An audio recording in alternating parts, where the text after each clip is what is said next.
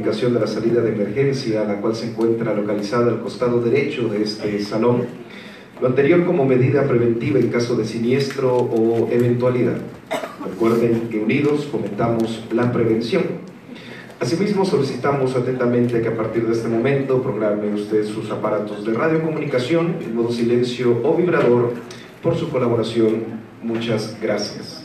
En breves minutos daremos inicio al conversatorio Realidades de la Migración y Género en Chiapas, diferentes perspectivas.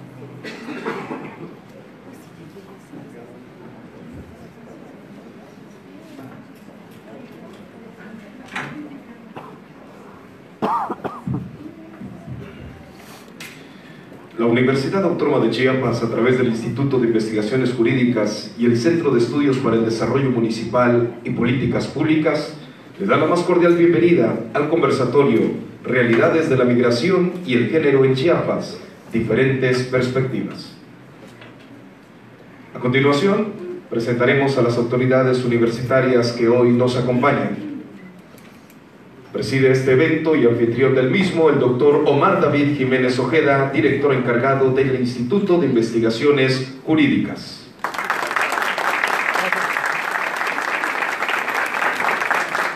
Sea muy bienvenido el maestro Roque Iván Velázquez Gutiérrez, coordinador general del Centro de Estudios para el Desarrollo Municipal y Políticas Públicas, CEDES. Agradecemos la presencia de invitados especiales. Está con nosotros la doctora Adriana Flores, ella es docente del Instituto de Investigaciones Jurídicas. Sea muy bienvenida la licenciada María de los Ángeles Cruz Hernández, subsecretaria de Economía Social, en representación de la contadora María Mandiola, secretaria de Igualdad de Género del Estado. Sea muy bienvenida la licenciada María del Carmen López Galdames, en representación del maestro José Enrique Velázquez Moreno, rector del Instituto Hispano Jaime Sabines. Sea muy bienvenida la maestra Guadalupe Guillén Flores, en representación de la licenciada María Guadalupe Robelo Camilo, presidenta de Mujeres Abogadas en Chiapas.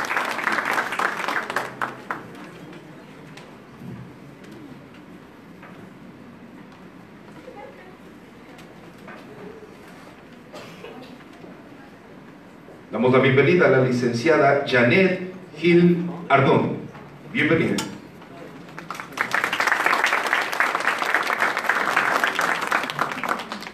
A continuación presentaremos a los participantes de este conversatorio y me permitiré leer la semblanza de cada uno de nuestros participantes. Se encuentra con nosotros Selene Domínguez. Ella es actualmente presidenta del Frente Feminista de Chiapas AC y secretaria general del Pacto de Sororidad. Se ha desempeñado como coordinadora del programa Menores en Circunstancias Especialmente Difíciles en el DIF municipal de San Cristóbal de las Casas. Ha colaborado como secretaria municipal del Honorable Ayuntamiento de Las Rosas y como asesora de la Secretaria Técnica del Congreso del Estado, coordinadora del Cabildo del Honorable Ayuntamiento de Comitán de Domínguez, Así también se ha desempeñado como directora de la Dirección de Desarrollo y Formación Juvenil del Instituto Estatal de la Juventud y asesora en materia de género en el IEPC. Sea muy bienvenida, Selene Domínguez.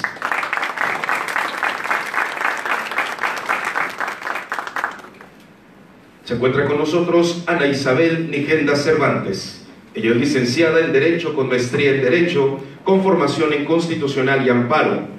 Cuenta con especialidad en Migración y Asilo, con un enfoque de Derechos Humanos por parte del Centro de Justicia y Derechos Humanos de la Universidad Nacional de la Luz, en Buenos Aires, Argentina. Actualmente se desempeña como Procuradora Municipal de Protección de Niñas y Niños, Adolescentes y la Familia del Sistema DIF del Honorable Ayuntamiento de San Cristóbal de las Casas, Chiapas. Es integrante de la campaña popular permanente contra la violencia hacia las mujeres y el feminicidio en Chiapas. Asesora legal en formación y capacitación del Centro de Asistencia y Defensoría de Mujeres en las Migraciones La Morada, proyecto del programa Género y Migraciones, con sede en Comitán de Domínguez y San Cristóbal de las Casas, Chiapas. Activista certificada del Grupo Derechos para Todos en Amnistía Internacional México. Ha colaborado como consultora en proyectos de género y justicia en la Agenda de Naciones Unidas contra las drogas y el delito en Morelia, Michoacán, México. Sea bienvenida la maestra Ana Isabel Nigenda Cervantes.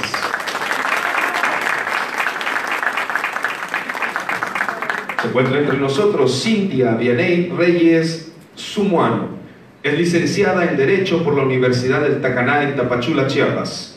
Cuenta con diplomado en Violencia contra las Mujeres desde los Derechos Humanos, el Género y la Interculturalidad.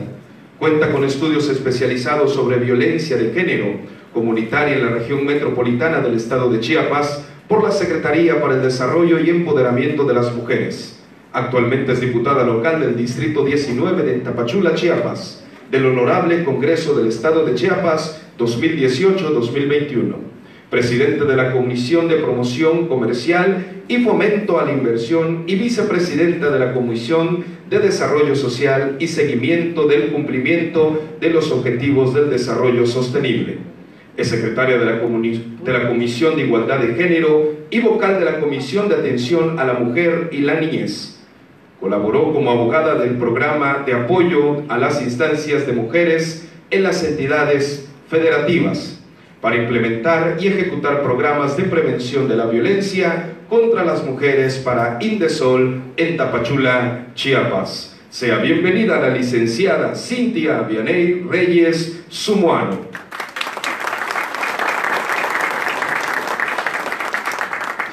Está entre nosotros María Elisa García López. Es doctora en Derecho por la Universidad de Salamanca, España, y autora, entre otras publicaciones, de la monografía titulada Familia y Migración, la complejidad de la migración familiar en el Estado contemporáneo, del editorial Tirant Leblanche, y coautora del Manual de Derecho Constitucional, publicado por la Universidad de Salamanca, donde fungió como profesora de Derecho Constitucional y coordinadora de los cursos de posgrado en Derecho Constitucional.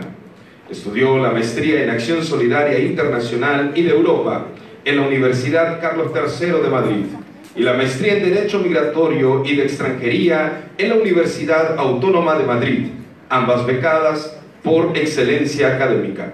Actualmente se desempeña como profesora investigadora del Instituto de Investigaciones Jurídicas de la Universidad Autónoma de Chiapas y es la secretaria académica del mismo instituto. Sea bienvenida la doctora María Elisa García López. Está entre nosotros Ana Isabel Pérez Navarro, licenciada en Relaciones Internacionales por parte del Instituto Tecnológico de Estudios Superiores del Occidente, en Guadalajara, México, y cuenta con maestría en Relaciones Económicas Internacionales y Cooperación con enfoque en la Relación Unida Europea y Latinoamericana, por parte de la Universidad de Guadalajara y la Universidad Rey Juan Carlos de Madrid, España. Actualmente se desempeña como asociada de protección y servicios comunitarios del Alto Comisionado de las Naciones Unidas para los Refugiados en Tapachula, Chiapas. Se ha desempeñado como subcoordinadora del Programa de Prevención e Innovación Social para el Desarrollo de la Juventud por parte del Instituto de la Juventud en Zapopan, Jalisco, México, y como consultora para evaluar el programa y las capacidades financieras en Burundi, África, entre otros. Sea bienvenida la maestra Ana Isabel Pérez Navarro.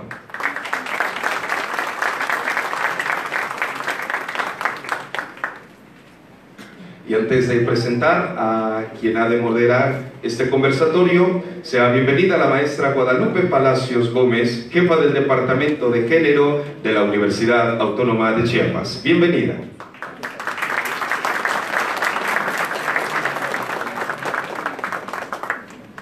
Para moderar este conversatorio contamos con la presencia de Laura Eloina Moreno Nango, licenciada y maestra en Derecho por la Universidad Autónoma de Chiapas. Actualmente se desempeña como investigadora en el Instituto de Investigaciones Jurídicas de la Universidad Autónoma de Chiapas, donde realiza estudios de género, derechos de las mujeres y derechos humanos.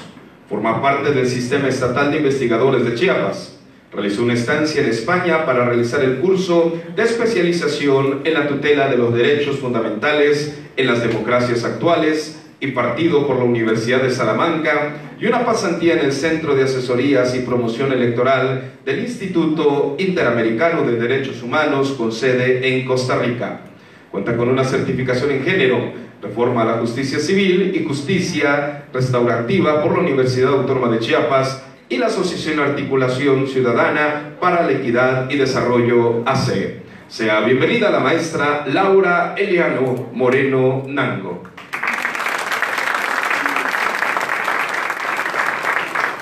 Por último, cedemos los micrófonos a la maestra Laura Eloina Moreno Nango para que dé inicio al conversatorio. Hola, muy buenos días a todas las personas que nos acompañan el día de hoy. Es un gusto estar aquí con ustedes. Muchas gracias por tomarse este tiempo. A nuestras participantes, esperamos tener un debate muy enriquecedor. Y antes de comenzar, quisiera dar las gracias al doctor Omar y al maestro Roque Iván por la ayuda y la gestión en la organización de este conversatorio, y también a las maestras Grace, Dulce y Maite, que han sido las coordinadoras de este conversatorio. Muchísimas gracias.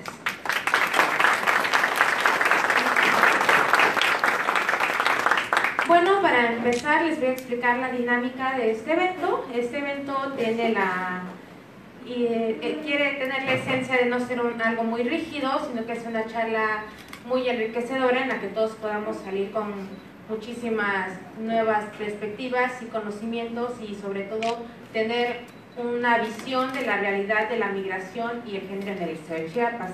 Tenemos unas preguntas que les vamos a ir haciendo, las pueden contestar de acuerdo al área de su conocimiento. No es obligatorio que las contesten todas, no hay un tiempo límite para dar sus respuestas, pero sí tenemos nada más como una hora para este conversatorio. Ya yo les iré indicando el tiempo. Yo creo que vamos a pasar un poquito, pero bueno. La primera pregunta es como para conocerlas un poco, y quisiéramos saber actualmente qué están haciendo y cómo desde su trinchera están contribuyendo a estas cuestiones de género y la migración. No sé quién se apunta. Hola, buenos días. Muchas gracias por la invitación. Bueno, en mi caso es bastante reciente el trabajo que he estado realizando. Sobre todo es con algunas organizaciones, específicamente aquí en Tuxtla Gutiérrez, con una ayuda para ti, mujer migrante, que está por acá su presidenta, mi amiga Janet. Y bueno, a mí me gustaría comentar que creo que aquí entre nosotras hay una compañera que es migrante. Sin embargo, es importante que hayan voces de mujeres que están viviendo esta situación. Nosotras podemos hablar desde lo que vemos, desde lo que trabajamos, desde lo que estudiamos. Sin embargo, no estamos hablando desde una realidad que nos duela y nos atraviese. Tenemos la perspectiva, la trabajamos, tratamos de de apoyar en algunas acciones a las compañeras. Sin embargo, no es algo que vivamos en nuestro día a día. Entonces, en el caso mío, empecé a trabajar con las compañeras, apoyándoles sobre todo para poder acceder a mantener sus espacios, sus albergues, de manera pequeña, porque pues ciertamente no tenemos como esta infraestructura o todo este poder de hacer llegar todo el apoyo que quisiéramos. Sin embargo, pues esa ha sido la colaboración. Y en la reciente migración que tuvimos, pues vimos una crisis muy grande, no solamente del gobierno, que no podía atenderla, sino también de la sociedad. Creo que en Chiapas hemos tenido una cultura de darle refugio, de darle asilo a las personas migrantes. Para ello consta a través de diversas comunidades asentadas en nuestro estado y diversas colonias también. Sin embargo, en ese momento nos preguntamos ¿qué ha sucedido con la sociedad? Porque no es solamente una cuestión de gobierno, ¿no? ¿Qué ha sucedido con la sociedad? Que no estamos aceptando a todas estas personas que están migrando por diversas razones desde sus espacios. Entonces, justamente preocupada por eso es que decidimos acercarnos a las organizaciones y comenzar a colaborar para solicitar a la gente esta solidaridad. Y pues ahí es donde pudimos darnos cuenta de todas las violencias que están atravesando diariamente a estas mujeres. Buenos días, nuevamente también agradecemos la colaboración. Antes de entrar de lleno al tema de lo que hacemos por parte del ACNUR como Naciones Unidas, pues también es importante enfocar que nosotros, nuestro mandato va hacia las personas, que no solo es una cuestión de migrar, es una cuestión de protección internacional. Y sí quisiera que quedara esto pues muy claro, ¿no? No estamos hablando ya solo que una persona se tiene que movilizar por una cuestión laboral, por una cuestión de mejorar su nivel de vida, sino estamos hablando de este fenómeno que estamos teniendo de personas que llegan huyendo de sus países porque su vida y su seguridad está en riesgo. Casi el 50% de esta población son mujeres. El 70% de la población incluye mujeres, niños y niñas. Y pues el 65% más de esta población está en Chiapas. Son personas que vienen principalmente de Honduras, de El Salvador, de Guatemala, de Nicaragua. Entonces, ¿qué estamos haciendo? Primero, brindar la protección internacional. Esa es la principal herramienta que nosotros podemos utilizar para que estas personas, estas mujeres, puedan realmente estar a salvo en nuestro país y principalmente en Chiapas. Después buscamos soluciones duraderas para su integración, ya sea aquí en México o si hay una posibilidad de retorno a sus países. Entonces, dentro de estos programas, pues simplemente, primero, es identificar las necesidades. Trabajamos muy de la mano con el gobierno a los 3 niveles, con sociedad civil, con la localidad. Porque para lograr este trabajo tenemos que invitar a la comunidad local a que se una, a que entienda lo que está sucediendo y que nos apoyen, porque pues esto es que nos afecta a todos los que estamos aquí en Chiapas, y es entender lo que está sucediendo. ¿Qué buscamos? Primero, pues acceso a servicios. Muchas de las mujeres que llegan también en esta situación han sufrido violencia de género. Sus principales persecutores muchas veces están en su casa, son sus propias parejas, venidos de pandillas, situaciones de violencia, se les ha obligado incluso a ser reclutadas también por las propias pandillas. Entonces tenemos que tener un trabajo muy integral. Por eso la importancia de la colaboración de todos. Hay un trabajo psicosocial muy fuerte por parte de las organizaciones que trabajan con el ACNUR, un trabajo jurídico también de asesoría, porque muchas veces ni siquiera saben que tienen el derecho a solicitar asilo en México. Y esta es una parte muy importante también, la información. Yo creo que de ahí partimos a muchas cosas. Y pues también por medio del apoyo a sociedad civil, pues hacemos este grupo de confianza de mujeres, a las niñas también, que puedan también acceder a la educación. Desafortunadamente, del entorno de donde vienen, muchas de ellas no han tenido acceso a educación, vienen con niveles muy bajos educativamente hablando, y también porque nadie les había presentado esta oportunidad de poder estudiar, de poder desarrollarse. También pues trabajamos para que tengan capacitación técnica, para que puedan en un momento dado acceder a un empleo digno, que también no quiero tampoco tomarme todo el micrófono, hay mucho trabajo y muchas cosas que se están haciendo, pero pues principalmente es que conozcan que pueden tener esta protección internacional, que conozcan que tienen derechos y servicios en México, y que sepan pues que aquí hay toda una red de apoyo que ya existe a nivel local, porque no queremos crear sistemas paralelos, sino la integración de lo que tenemos. Muchas gracias.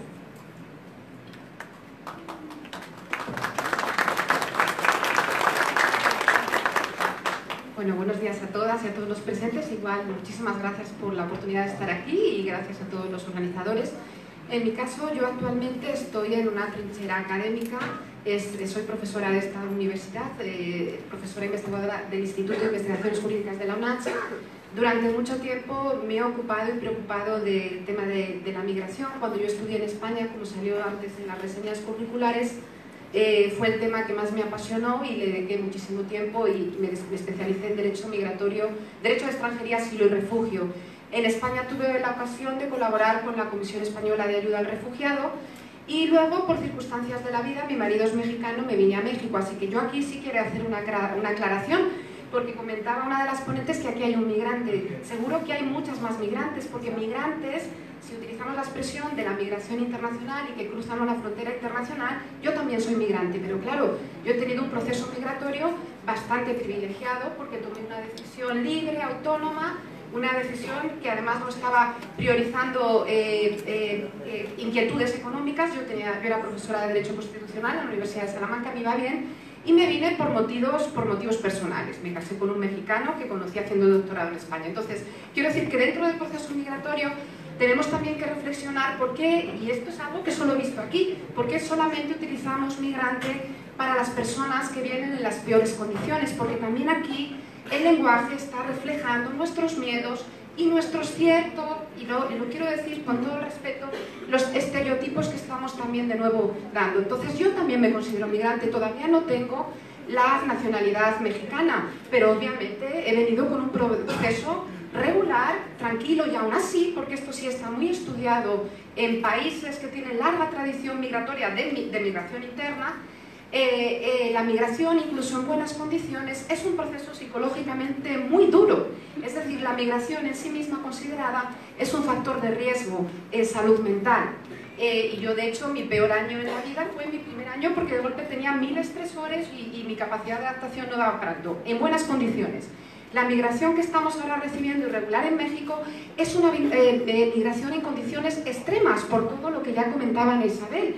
Es decir, la mayor parte de personas que vienen con causas muy complejas mezcladas que hacen sinergia entre todas ellas, donde hay un componente muy fuerte de pobreza, violencia que están sufriendo en primer lugar dentro de sus familias, y además en los países del Triángulo Norte de Centroamérica la migración ha atravesado estos países, es decir, la mayor parte de las familias están desestructuradas ya por la migración, con lo cual los niños han quedado al cuidado del tío, de la bisabuela, y además en un contexto de altísima violencia, de un Estado secuestrado por pandillas que están en colusión con el crimen organizado transnacional. Es decir, estamos hablando de circunstancias tan difíciles que las tipologías migratorias tradicionales se nos vienen abajo, porque la mayor parte de las personas que están migrando actualmente se sabe que hay situaciones de violencia extrema, es decir, que ya no se migra para tener una mejor calidad de vida, se migra para poder preservar la vida, algo que estamos impactadísimos, porque esto pasó al fines de la Segunda Guerra Mundial, cuando empieza todo el movimiento de preocupación por los migrantes, cuando surge el ACNUR y cuando empieza el derecho internacional de los derechos humanos a preocuparse por estas misiones. Bien, para no quitar el tiempo a las compañeras, solamente quiero decir que actualmente el Instituto estamos iniciando un proyecto de cátedras que nos dio el CONACYT para el estudio de la protección de las niñas y mujeres migrantes, y a su vez la semilla de este proyecto viene de una experiencia profesional que tuve en Tabasco. Desde fines del 2016 a lo largo de todo el 2017 estuve al frente del primer albergue para la atención de niñas y niños migrantes no acompañados que tenían un modelo de puertas abiertas. ¿Por qué esto es bien importante? hasta hoy es el único albergue con modelo de puertas abiertas. ¿Esto qué significa? Que cuando los niños salen de estaciones migratorias, porque muchos niños son detenidos allí, y aunque la ley está llena de eufemismos y se dice que es la presentación, la ley técnicamente habla de presentación, pero es un modelo de detención que hasta el momento no ha encontrado alternativas sólidas. La mayor parte de los niños interceptados por migración son detenidos en estaciones migratorias. La mayor parte de las estaciones migratorias ya tienen módulos especiales para la atención de niños, o concretamente niños no acompañados, que es el fenómeno más extremo, más sangrante de la vulnerabilidad. Entonces, lo que se pensó en el gobierno del Estado de Tabasco, y además tuvimos siempre apoyo constante, tanto de ACNUR, de UNICEF, de priorizar entre las necesidades tremendas que habían la protección de aquellos niños que habían iniciado ya el procedimiento de asilo y que entonces salían de la estación migratoria y pasaban a un albergue. También es importante decir que muchos niños, que la mayoría tienen condiciones para obtener el refugio, por las condiciones en las que están las estaciones migratorias, por la lentitud de la comarca, está atiborrada de trabajo, y porque además el procedimiento prevé como mínimo 3 meses, los niños se desesperan y no quieren ya, porque lo que quieren es salir de la estación migratoria, y muchos niños que tendrían derecho a tener la condición de refugiado, no solamente a solicitarlo, que todos lo tienen, se desesperan y se van. Es decir, esto también es un detalle bien importante. Gracias.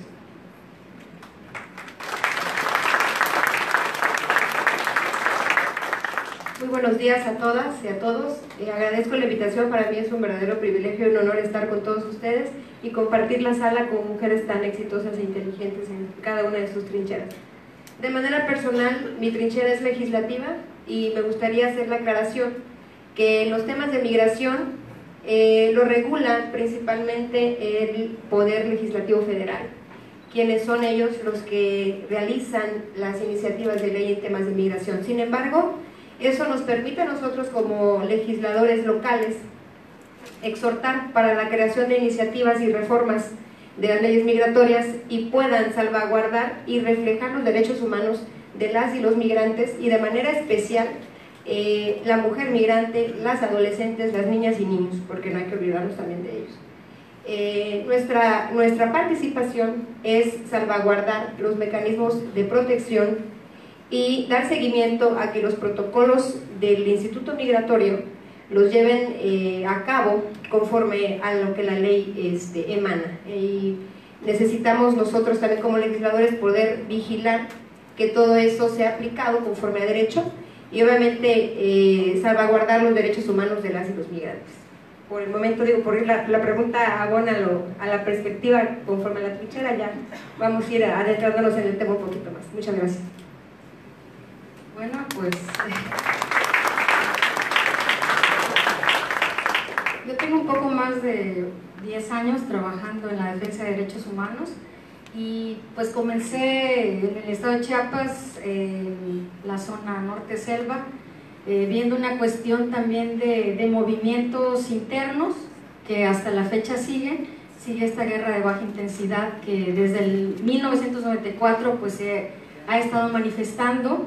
Se estaban documentando casos de mujeres donde estaban migrando por esta situación de violencia estructural, ¿no? Porque sabemos que Chiapas tiene una ubicación estratégica, o sea, muy importante para el país, porque es una de las puertas de entrada, ¿no? Entonces, estamos hablando que de 4 estados de la República por donde se puede o pueden entrar las personas en contexto de la movilidad humana.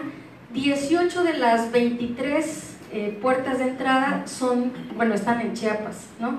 Entonces, Chiapas tiene un componente pluriétnico y multicultural que es importante atender y que como estado, pues yo creo que nos está faltando, ¿no? No solamente al estado de Chiapas, sino pues al estado mexicano, ¿no?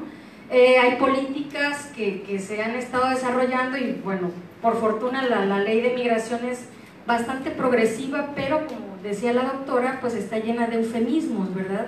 Que no permiten que las personas migrantes, en específico mujeres o niños, puedan alcanzar esa regularización migratoria que están necesitando, ¿verdad? Y si no tienen una regularización migratoria, pues es muy difícil que las personas puedan acceder a derechos, ¿no? Muchas personas vienen huyendo de esta violencia estructural que existe en los países que son estados fallidos, ¿verdad? Tenemos el ejemplo del Triángulo del Norte de Centroamérica, pero también estamos recibiendo gente de Venezuela, también tenemos personas que están de otros continentes, que migración les llama extracontinentales. Estamos hablando de los países del norte de África, del Cuerno, que también están viniendo a México, que están llegando y que han cruzado desde Brasil, Panamá. Imagínense todas las vejaciones que ya traen hasta llegar a Chiapas.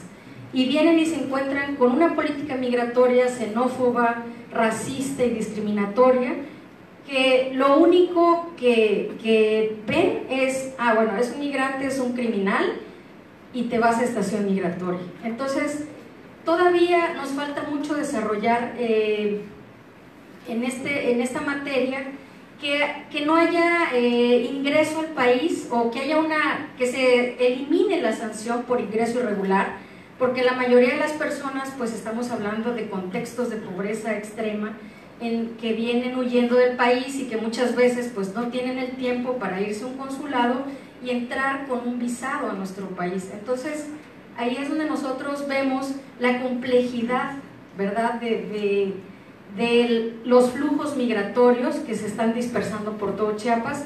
También uno de los factores que es muy importante mencionar es la militarización, ¿no? Porque cada punto de entrada está pues totalmente militarizado, ¿verdad? Estamos desde 1994 militarizados, entonces también eso hace que muchas de las personas que entran a México no puedan entrar por puntos oficiales, por el temor que tienen, ¿verdad? En sus países saben que un militar pues es parte de la patrulla, no sé, de control o de limpieza social, entonces también no hay este tipo de confianza en las instituciones, por lo tanto utilizan puntos ciegos y se enfrentan a pues sufrir muchas vejaciones más a sus derechos humanos, ¿verdad? A que sean secuestrados, a que sean violentadas sexualmente, en el caso de las mujeres, niños y niñas, y también ha habido casos de hombres, ¿no?, que también han sido violentados sexualmente por parte de militares, policías o personas que se hacen ostentar como el aparato de poder que nosotros tenemos, ¿verdad? Eso es en general de lo que pudiera yo decir. Desde esta trinchera que ahora me encuentro, pues como ya les había comentado, tengo casi 11 años trabajando en el tema de defensa de derechos humanos. Nos conocemos muy bien los procedimientos, hemos hecho exigencias en Comisión Interamericana, en la Corte Interamericana también, o sea, se hacían trabajos de incidencia desde organización de la sociedad civil, pero ahora, bueno, me toca estar desde esta otra trinchera que es la Procuraduría, y aunque nosotros somos una autoridad administrativa, y eso es lo que siempre me reclaman jueces y demás, fiscales, nuestra función, o bueno, al menos mi función como procuradora, tiene que ver con la defensa de derechos humanos de los niños y niñas y adolescentes, y pues obviamente también sus familias. Entonces eso me da pauta a tratar de acompañar, defender y garantizar en todo momento sus procedimientos, ya sea judiciales, administrativos, ¿no? Entonces nos han tocado casos de niños, niñas solicitantes de la condición de refugiado, y pues como Procuraduría tenemos ese papel, ¿no?, de la representación en suplencia. Entonces podemos garantizar en todo momento pues el resguardo, que los niños estén bien, que tengan acompañamiento psicológico, legal, y pues puedo decirles que ya tuvimos un primer caso positivo. O sea, la Comar pues dio no la protección complementaria, perdón, no el refugio, no el estatus de refugiado, pero sí la protección complementaria. Siento que hubo una falla en el análisis, porque todavía nos falta tener esa perspectiva de género dentro de las resoluciones que se emiten, al menos en la Comar. No le reconocieron persecución basada en género, porque bueno, persecutor era un pandillero y era su padre. Entonces hay elementos que se contrarrestan y dejan de ponerle fuerza a algo que está siendo una situación real en toda la niñez y adolescencia en Honduras, en El Salvador, en Guatemala y hasta en México, que estamos nosotros acompañando siempre los procedimientos y acompañando en declaraciones o en las audiencias a las niñas, y cada vez refieren abusos sexuales, violaciones por parte de padres, amigos o conocidos, ¿no? Entonces creo que es una realidad que se está viviendo en toda la región, no solamente es en México o en el Triángulo del Norte de Centroamérica, sino ya es una problemática mundial, ¿no? Que sí tenemos que poner mucho énfasis, y que, bueno, quizás mi perspectiva o el enfoque que yo tengo de derechos humanos y la perspectiva de género, que aún estoy en proceso de formación, yo siento, ayuda a que nosotros podamos comprender el porqué de las situaciones de cada niña, adolescente o mujer que llega a nuestras oficinas a solicitar algún servicio para regularización o un apoyo asistencial, ¿no? Eso es lo que podría decir desde... Bueno, le agradecemos mucho a los participantes. Ahora quisiera que nos comentaran un poco, y pues midiéndonos un poco en el tiempo para dar espacio a todas las participantes de expresar sus opiniones, ¿cuál consideran que es el impacto social de los movimientos migratorios y, en su caso, qué efectos jurídicos tienen?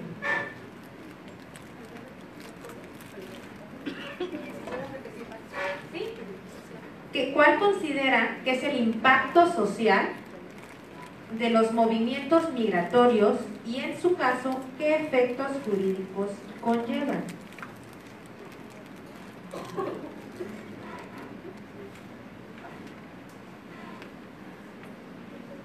Bueno, como repetí hace rato, ¿no? Estamos viviendo hoy por hoy una movilización humana sin precedentes.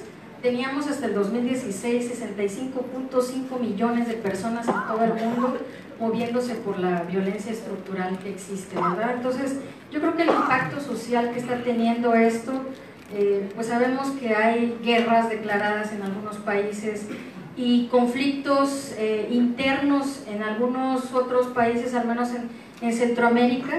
Podríamos considerar que la presencia de las pandillas y crimen organizado pues está hablando de estados fallidos, como lo decía hace rato.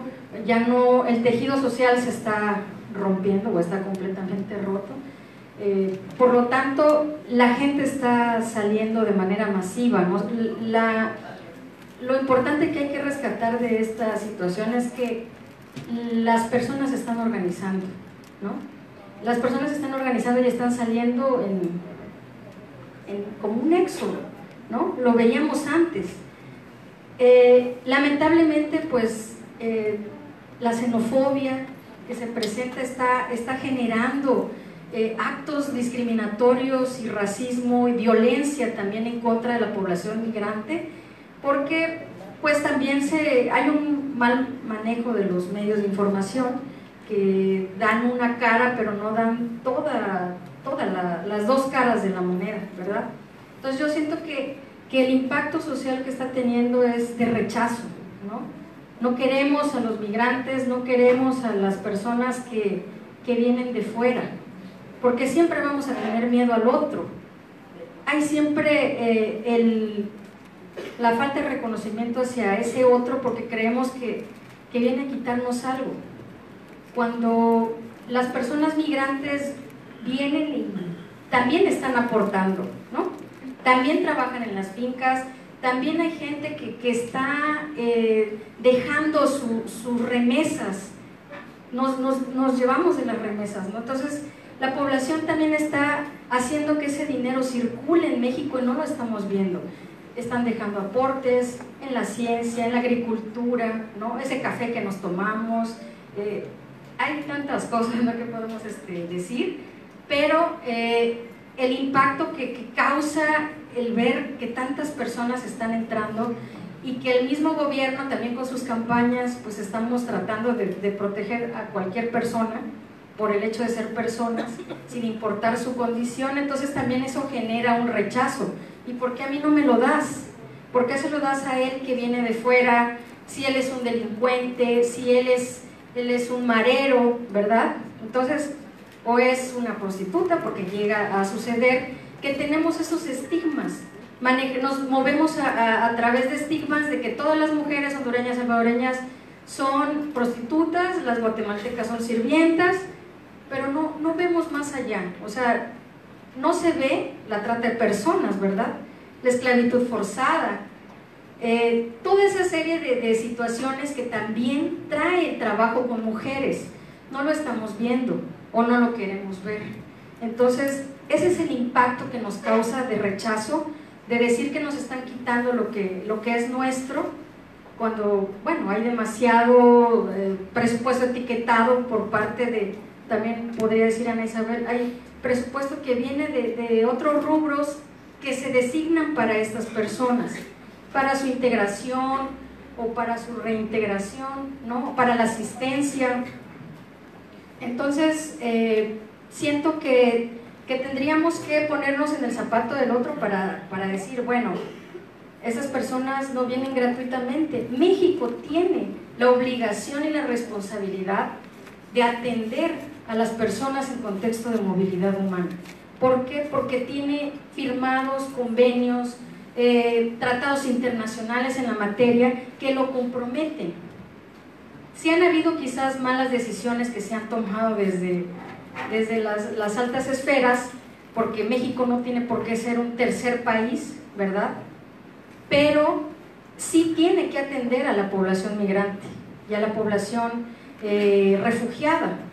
Entonces, invitarlos, ¿no?, a todos a conocer la realidad de que se está viviendo. A veces nos llenamos de información que no es real y de cifras que no son reales. Si ustedes checan los periódicos, bueno, yo trabajé en contextos de fronteras, entonces en fronteras siempre va a ser la violencia más extrema que se puedan imaginar. Lidiamos con tratantes, lidiamos con el crimen organizado, estamos entre defensores, organismos internacionales y demás, pero también está la xenofobia, ¿no? En los periódicos van a escuchar, violó a una mujer migrante nicaragüense, no podemos más con los morenos, ¿no? Asaltaron un hondureño, mujer muerta hondureña. O sea, siempre va a ser el amarillismo en contra de la población migrante, ¿no? Y aunque desde sociedad civil se trataba de trabajar con medios de comunicación, era imposible quitarles el estigma, ¿verdad? No puedes poner un hombre o una mujer sin decir que es migrante, sin decir que tiene esta condición, porque le enalteces, ¿no? Y estás discriminando desde ese momento. Entonces, pues ya dejo la reflexión y si quieren decir algo más. Bueno, como comentaba la licenciada Ana Isabel, es correcto, el tema de la migración, digo, no es un tema de moda, no es un tema que se esté dando muy fresco en estos días. La migración ha sido de años milenarios, no nada más que antes se daba de manera unitaria o por grupos pequeños de personas y no se miraba esa demanda tan grande, ¿no? Inclusive el Instituto de Migración ha compartido que no se da abasto para tanta atención, ¿no?, por los grupos tan grandes de personas que ingresan al país. Pero creo que un país informado es un país preparado y México no está informado lo suficiente, lo comentaba también la licenciada. Las estadísticas no son las reales, los medios de comunicación no nos dotan de información eficiente, verdadera, son cifras alteradas, son datos que, como bien se comenta, se tiene ese estigma, ¿no?, que por ser migrante es malo, que por ser mujer tiene que darle un trato indigno. Y quiero hacer mención, como poner un ejemplo, en Tapachula hace unas semanas, cuando dos elementos de la Policía de Seguridad Pública Municipal perdieron la vida en el uso de sus funciones desconocían que la persona que les privó la vida de una manera cobarde contaba con un arma de fuego, entonces ellos no activaron su protocolo de acción para poder defenderse. Quienes vieron las redes sociales, circuló un video en donde la persona sacó un arma mientras no se daban cuenta y de manera cobarde les dispara. Según las carpetas de investigaciones, arrojan que la persona que privó de la vida a esos elementos es de nacionalidad hondureña. Vamos a poner otro ejemplo, ¿no? Entonces empieza ese amarillismo, esa zozobra de la sociedad de decir, bueno, ¿a qué vienen? No se puede generalizar, ¿no?, de que todos los migrantes vienen a dañarnos o vienen a delinquir. Sin embargo, valdría la pena poder tener un registro delictivo o insertar algún sistema para poder generar un diálogo con los países vecinos para poder nosotros también tener esa información. ¿Cómo saber si la persona que ingresa trae las buenas intenciones? ¿Cómo saber si solo vamos a ser un país de tránsito y ellos van a otro país de destino, si quieren realmente trabajar, si quieren realmente generar, no sé, alguna cadena delictiva dentro de nuestro país? Lo desconocemos. Y yo creo que valdría la pena informarnos, tanto como sociedad, porque la zozobra está en la sociedad, ¿no? Y también el gobierno es nuestra responsabilidad de salvaguardar siempre los derechos humanos de ellos, ¿no? Porque también la Declaratoria Universal de los Derechos Humanos por parte de la ONU lo manifiesta, entonces no podemos hacer caso omiso sobre eso. Bueno, yo estoy básicamente de acuerdo con todo lo que han dicho las compañeras, pero creo que han puesto el dedo en la llaga en el aspecto más sombrío, ¿no? Entonces, a mí me gustaría reflexionar más profundamente por qué. Y antes voy a hablar de las luces, porque antes de hablar de las sombras, ¿vale? ¿Cuáles serían las luces? Los efectos sociales, que entiendo que es la pregunta, están determinados por múltiples componentes, pero en primer lugar, por la magnitud de los flujos migratorios que lleguen, por las características socioeconómicas de sus flujos, y por las modalidades de los flujos. Aquí nos está llegando, sobre todo vía frontera sur, una magnitud que ha crecido mucho, por lo tanto ya empieza un poco el miedo, y además con características socioeconómicas muy duras, es decir, son los pobres entre los pobres y los desplazados entre los desplazados, ¿vale? Y hay un componente que también hay que tener en cuenta, que es el componente de la seguridad en los países de origen, es decir, estamos hablando de países de origen que, como decía muy bien Ana Isabel, perdieron la capacidad del propio Estado de proteger a sus propios ciudadanos. Eso es algo gravísimo, es decir, Estados secuestrados por agentes persecutores que ya no son el propio Estado, sino particulares que escapan al control del Estado. Es el más difícil todavía, ¿vale? Pero hay que meter el componente también del país de acogida. México se asume como país de tránsito, pero si además metemos el componente de Estados Unidos y la política migratoria de cero derechos de Donald Trump, estamos haciendo un tapón. Yo la última noticia que tengo es que en frontera norte hay 76.000 personas, migrantes irregulares, tapados. Y eso está ahí. Es decir, ¿qué pasa con la sociedad de acogida? No somos malos ni buenos, habrá de todos. Tenemos nuestras luces y nuestras sombras. Voy a poner de ejemplo lo que pasó en Europa. En Europa, donde no hay los contextos socioeconómicos tan difíciles como aquí, la llegada de una migración que ha sido menos abrupta ha destapado lo peor de la sociedad. ¿Vale? Entonces, ¿qué es lo que está pasando aquí? Que la migración saca lo mejor y lo peor de las personas. Ejemplo, cuando nosotros abrimos el albergue, muchas personas venían voluntarias a darnos su tiempo y todo para ayudarnos a atenderlos. Teníamos de todo, hasta profesor de música si queríamos gratis. Pero por otro lado venían otras muchas personas a decirnos, bueno, ¿y yo por qué con mi dinero público tengo que consentir que se priorice a niños extranjeros cuando están tan mal los nuestros? En el fondo, si uno está escuchando sin prejuicios, es verdad que el niño mexicano tiene una situación muy difícil. Y luego ahora vamos a meter más datos. Lo que nos está diciendo los últimos datos de la Coneval es que la población mexicana está en más de un 50% en situación de pobreza. Eso es dramático. Es decir, estamos en una situación peor que cuando llegaban y cuando siguen llegando los flujos migratorios a Europa, donde no hay esas cifras de pobreza. ¿Qué pasa en el imaginario colectivo? Los migrantes entran en competición ¿con quiénes? Con los más pobres de la sociedad receptora.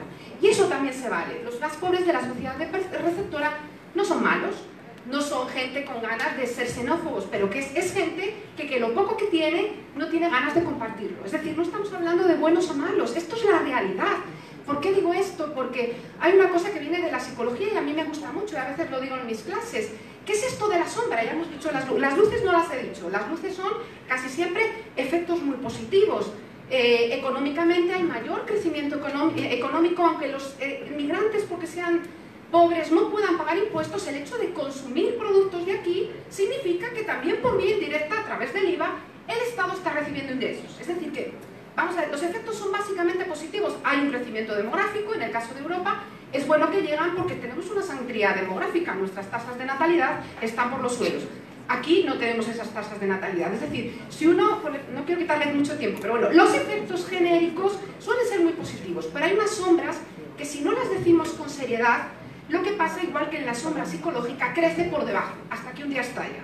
Y esto es lo que no se está haciendo, por eso me ha alegrado mucho que a Isabel pone el dedo en la llaga. Entonces, esta sombra que ya está pasando, sobre todo en las ciudades fronterizas, lo que nos está diciendo es que los pobres, es decir, los nacionales que tienen pocos recursos, sienten que eso poco que tienen lo van a tener que compartir con la comunidad de fuera.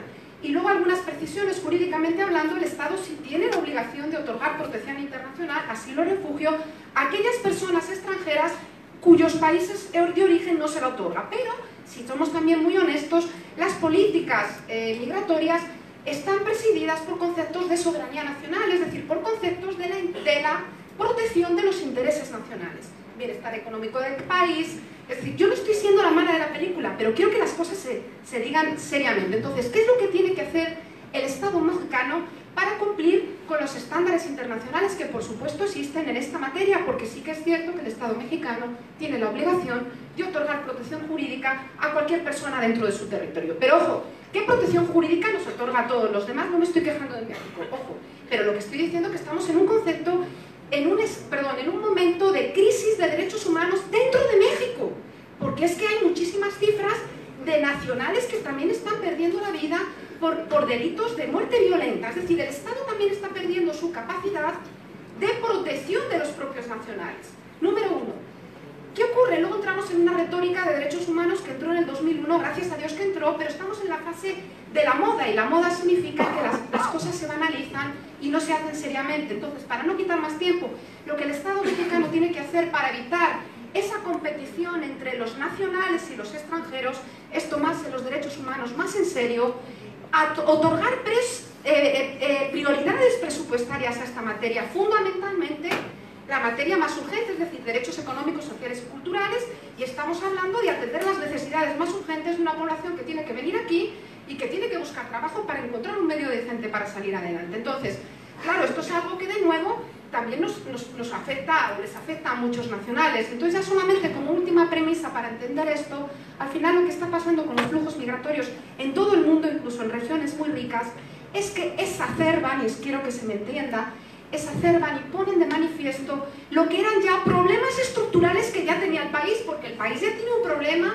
de atención sanitaria, es decir, aquí ya hay muchos problemas. Vienen los migrantes y eso que ya existe se pone más luz. Entonces ya aparecen todas las sombras, ya aparecen las reacciones. Entonces, estas reacciones no es porque los migrantes, los mexicanos sean en su mayoría. Este es un país mucho más acogedor y con una política migratoria mucho más protectora de derechos humanos que, por ejemplo, toda la Unión Europea, que tiene mucho más dinero. Esa es la realidad.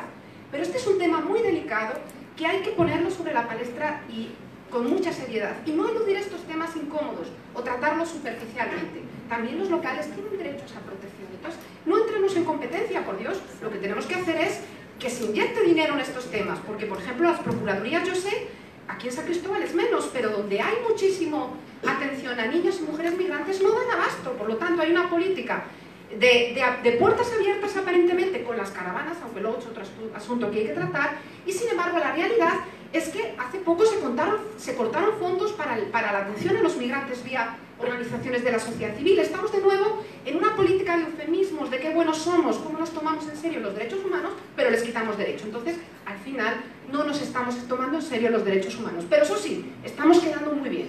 Entonces, eso sí es un problema. Perdón, empleé demasiado tiempo.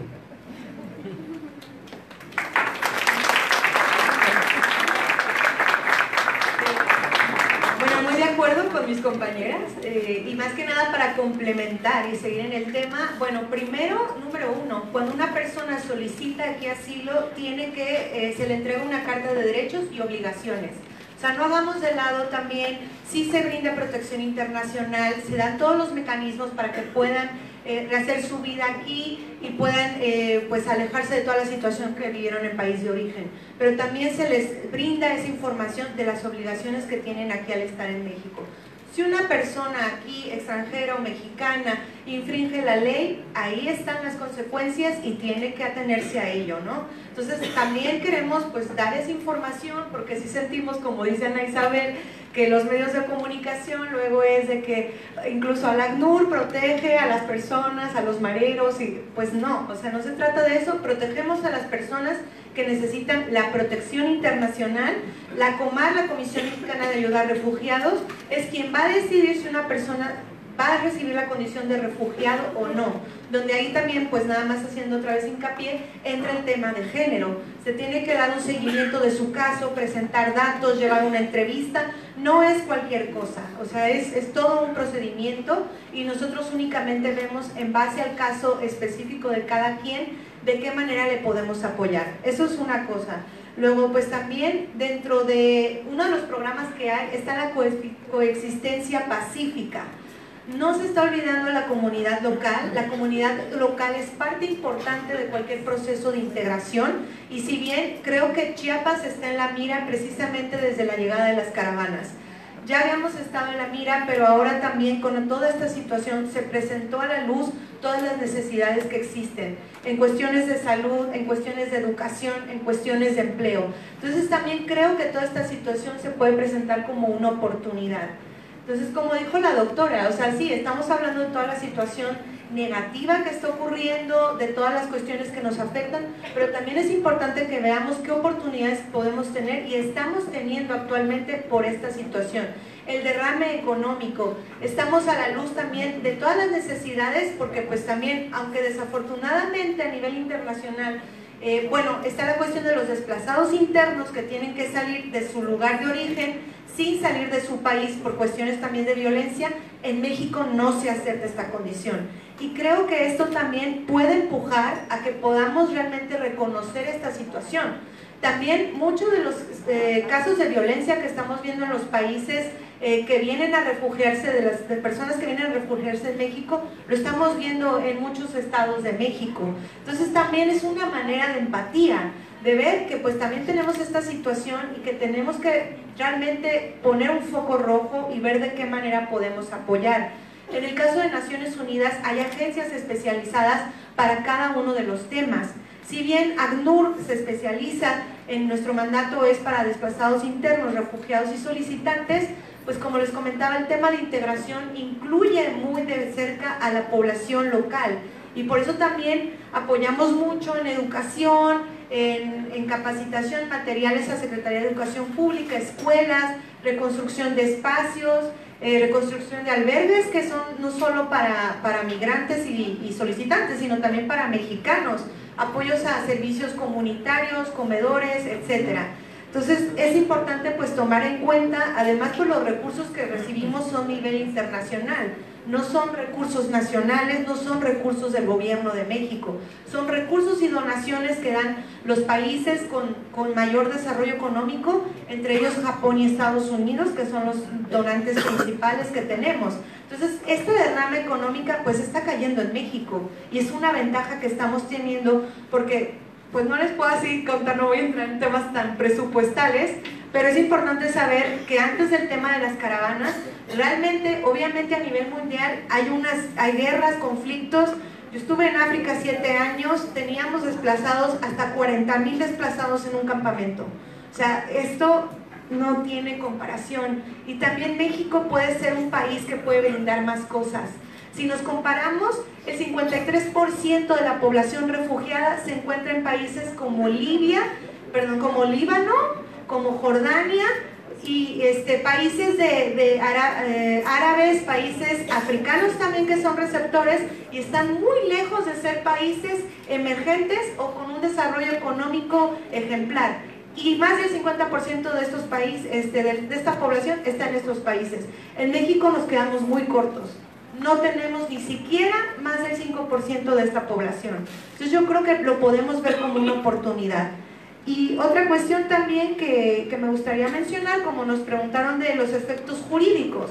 O sea, no olvidemos también, conforme el mundo va cambiando, estas necesidades jurídicamente se van presentando. Cuando se firmó la Convención sobre el Estatuto de Refugiados, al finalizar la Segunda Guerra Mundial, solo estábamos hablando de refugiados en Europa. Obviamente, por eso tuvimos cambios, protocolo de Estatuto de Refugiados, Declaración de Cartagena sobre refugiados, porque ahora pues ya se movió esta situación a nivel mundial. Tristemente, hemos tenido en 2018 uno de los años más violentos, donde es impresionante la cantidad de personas que se han tenido que desplazar a nivel interno sin cruzar frontera o que han tenido que salir de sus países por temas de conflictos internos y violencias a derechos humanos. Esto es realmente preocupante y también se agradece que en México somos firmantes de estos protocolos, de estas convenciones, que los adaptamos a nuestra ley nacional porque nos interesa. Entonces yo creo que también esto pues es una oportunidad y podemos ver todas las ventajas que se pueden crear para los mexicanos y para las personas que están requiriendo de este apoyo y de esta ayuda, porque como lo han dicho las colegas, su estado les falló. Entonces tenemos esa oportunidad.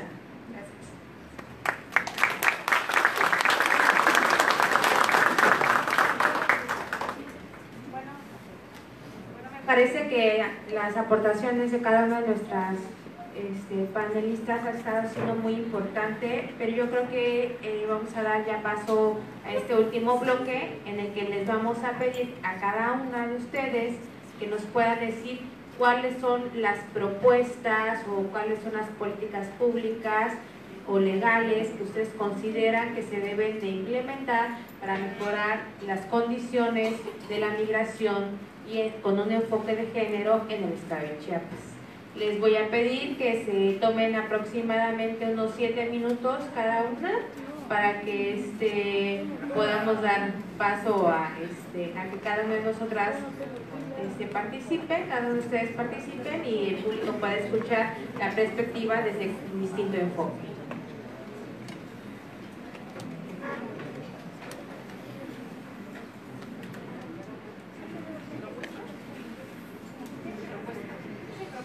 Ok, bueno, no sé si cuente como una política pública, sin embargo, hay que resaltar que en Chiapas hay una fiscalía especializada para la atención a migrantes. Creo que ahí tenemos que analizar muy bien qué clase de atención se está dando. Desafortunadamente, las personas que están migrando tienen mucho temor por su situación migratoria. Entonces no se acercan a las autoridades, no conocen sus derechos y cuando se acercan las pocas veces, porque bueno, yo estuve acompañando a algunas personas menores de edad, algunas mujeres, a la fiscalía, la atención es pésima, no hay una tantita empatía, no tienen recurso. En una ocasión fuimos a Tapachula y ocurrió que llegamos desde muy temprano, creo que llegamos como a las 8 de la mañana, obviamente salimos de aquí de Tuxtla, no sé, creo que a las 5 de la mañana. Obviamente no habían desayunado, se nos dijo que se les iba a proporcionar alimentación y llegó la 1 de la tarde y no había, yo estaba dando vueltas, obviamente lo que tuve que hacer es sacarlo de mi propio bolsillo y para poder alimentar a las niñas y no nos resolvieron absolutamente nada, fue nada más algo como de pasón. Me parece que sí, si ya tenemos esa fiscalía hay que fortalecerla, las personas que están a cargo tienen que tener empatía, tienen que ser humanitarias, porque evidentemente hay una crisis humanitaria y esa podría ser otra de los puntos que a mí me parece muy importante. Es que tenemos una ley de trata y tenemos autoridades que están trabajando la trata desde la criminalización de las personas que están dentro de trata, no los tratantes. Entonces, la mayor parte de las personas que están en la cárcel por trata son las propias trabajadoras y en su mayoría mujeres migrantes. Entonces, ese es otro de los puntos que tenemos que observar. Me parece que hay suficientes leyes hay tratados internacionales que el Estado mexicano ha ratificado y que sin embargo en la práctica no se están llevando a cabo. El artículo 1 constitucional ampara a todas las personas que vivimos, que estamos en el territorio mexicano, y no se lleva tampoco a la práctica. Incluso la ley de migración en algunos puntos es hasta inconstitucional, porque se imponen demasiadas restricciones a las personas que se supone deben proteger. En el caso de las mujeres, y por eso yo inicié diciendo que era importante escuchar estas voces de todas esas violencias que les atraviesan.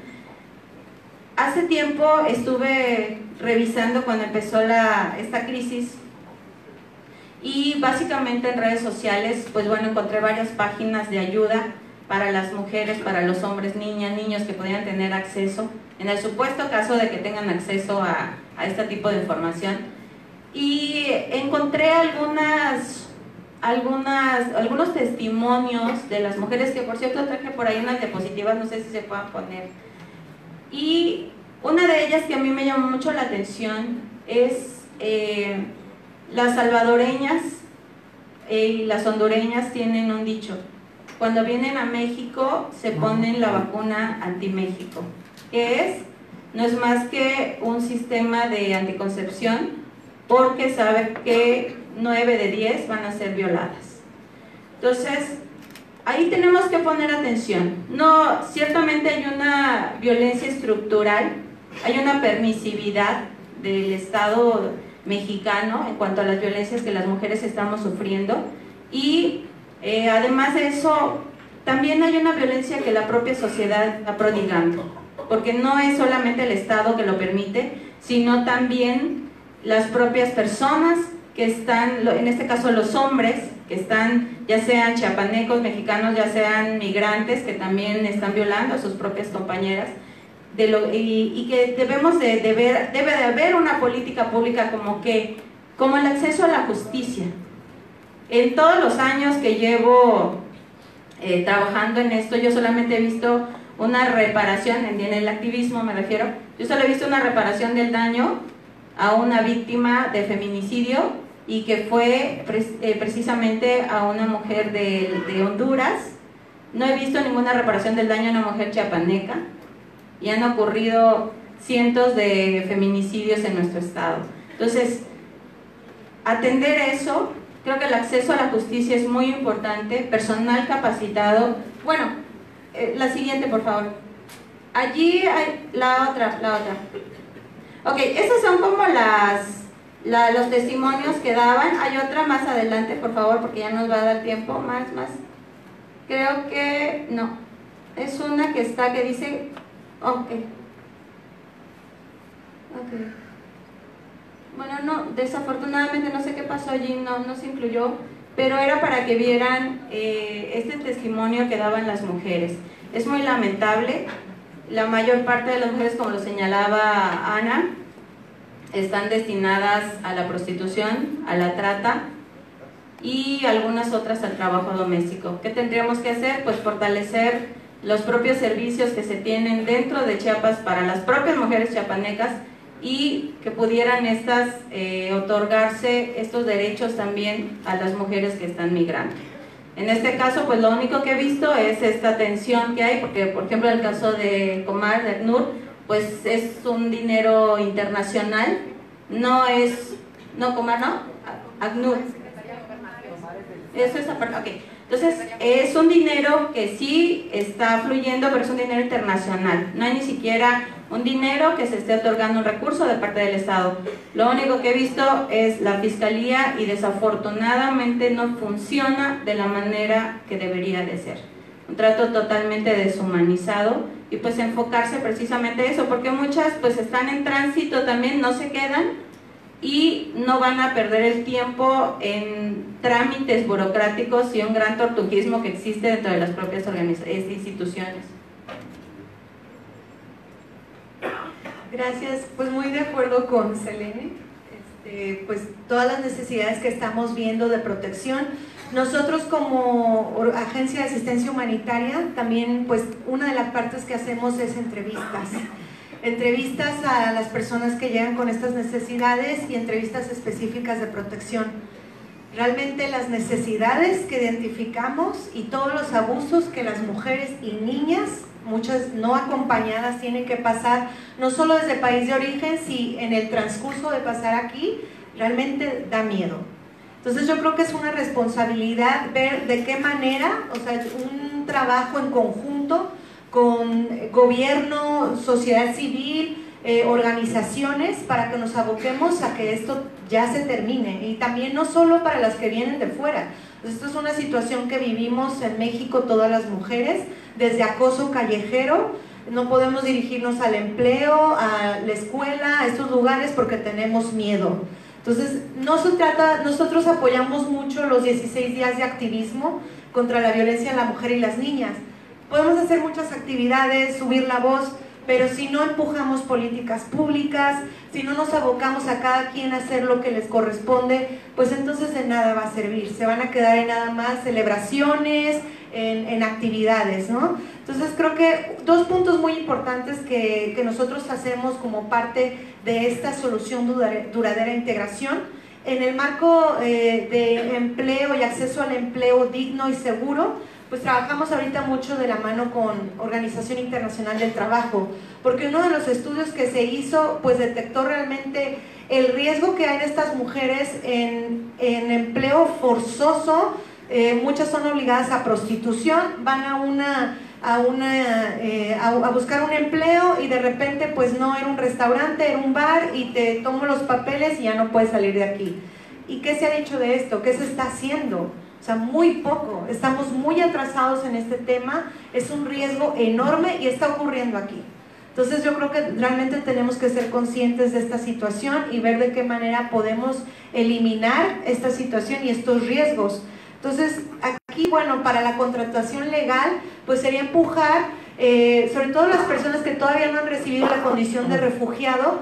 Cuando se recibe la condición de refugiado, uno ya puede aplicar a su residencia permanente y a su CURP, lo cual legalmente les da acceso a un empleo digno, un empleo con todas las formalidades que se debe de tener. Mientras tanto, mientras una persona es solicitante, si no solicitó en migración la tarjeta de visitante por razones humanitarias o no se le entregó su CURP temporal, que también es su derecho, realmente no puede trabajar dentro de la formalidad, lo cual les hace un foco pues para que puedan tener mayor violación a sus derechos y están en un mayor riesgo. Entonces yo creo que por ahí sería importante de nuestra parte también, pues está haciendo un trabajo, pero que a nivel gubernamental también se pueda tener esta política pública. Otra cuestión muy importante es el acceso a la educación. Siempre se dice que una niña educada es un país educado. O sea, una mujer que tiene una educación va a educar una familia. Entonces, esto es realmente un poder y se debe de tomar y se debe de empujar. Afortunadamente ya tenemos leyes en México, como el Acuerdo 286, que permite el acceso a la educación, lo facilita para todos aquellos que no trajeron documentos de país de origen, que se pueda realmente facilitar revalidación de estudios por medio de un examen de ubicación. O sea, se está trabajando de la mano con CEP en los 3 niveles y realmente estas son cosas que tenemos que empujar. Hay que empezar el problema de raíz y ver que no son solo cuestiones de, bueno, sí se puede hacer una crítica por parte de medios de comunicación, mala información, pero realmente la base, pues primero son los derechos, que las personas tengan acceso a sus derechos, a los servicios, que se les respete y que estas mujeres tengan una base para salir adelante, que tengan esa educación, que tengan ese empleo que se les negó en su país de origen. Recordemos, ya no es solo están huyendo de la violencia, pues no se trata de que tengan que seguir huyendo de esa violencia aquí mismo en México, se trata de que aquí puedan integrarse y buscar esas oportunidades. Entonces también empujar, no es un trabajo solo de Chiapas en este sentido, creo que es un trabajo a nivel de México y se debe dar un apoyo también en otros estados, a lo mejor donde ya hay un trabajo avanzado y que podamos coordinarnos, tanto como organizaciones, así como gobierno que está dando esta recepción y esta oportunidad a refugiados. Si siempre hemos hecho este trabajo, hemos adoptado estas leyes para que en México se cumplan estos derechos, pues yo creo que podemos seguir haciéndolos y sobre todo darle este enfoque también de género, que hace muchísima falta. Gracias.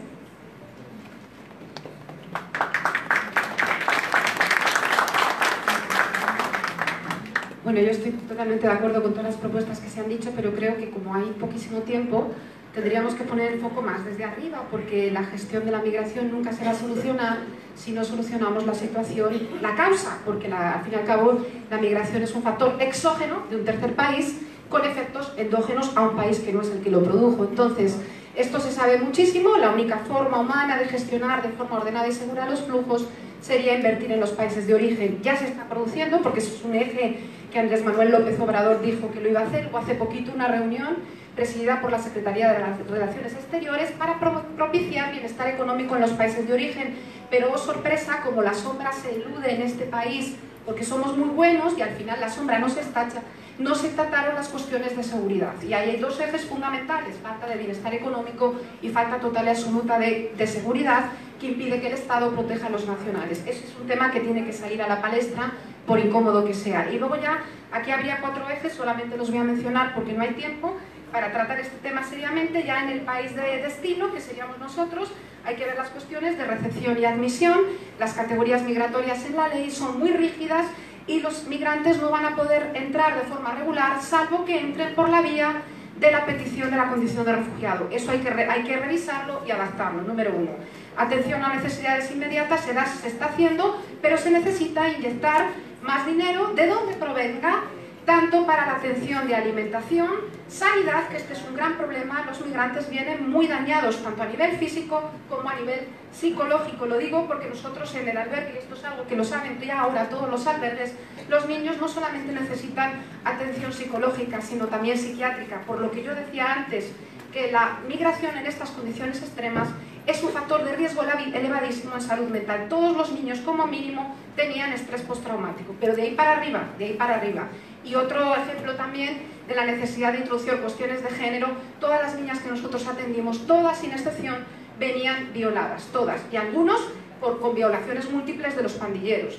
Claro, muchas veces esto al principio no sale, a veces venían en las propias valoraciones psicológicas que se hacen en los módulos de atención a menores no acompañados, pero muchas veces esto no se ve porque la niña está en un trauma total absoluto, y eso provoca reacciones a veces muy difíciles para las personas que los tratan, porque significa que este niño, esta niña, no está en unas condiciones normalizadas. Y algo que también psicológicamente se sabe, cuando vienen personas muy traumadas a entornos seguros, paradójicamente se desestabilizan, porque estaban en situación de alarma total. El cuerpo está preparado para sobrevivir. De golpe llegas a un sitio tranquilo, se te bajó todo y empiezan los problemas psicológicos, los problemas de conducta. Esto es algo que no podemos mirar para otro lado, y sobre todo porque si somos serios con la Convención de los Derechos del Niño, un principio clarísimo es que si hay atenciones, si hay diversas necesidades que atender, y hay muchísimas, hay que otorgar un principio de preferencia y de prioridad a los de los niños. Por lo tanto, aquí hay que hacer un foco, atender con perfiles especializados. No podemos atender igual a una niña violada que a una niña que viene con problemas de adicción,